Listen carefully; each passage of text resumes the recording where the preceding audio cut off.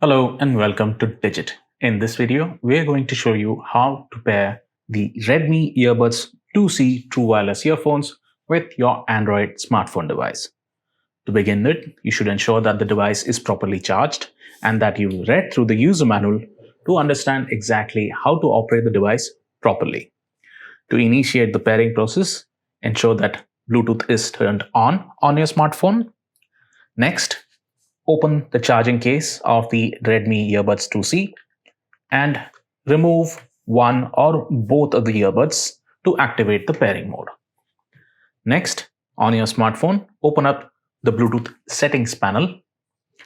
In that, it should auto refresh and you'll see that the Redmi Earbuds 2C has already appeared in the list of available devices. Tap on the name. Your phone will now give you a confirmation prompt. Tap on pair.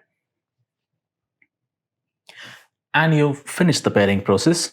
You can see that the Redmi Earbuds 2C is now connected and active and is using the SBC codec. So that's how you can connect the Redmi Earbuds 2C with your Android smartphone device. Thank you for watching.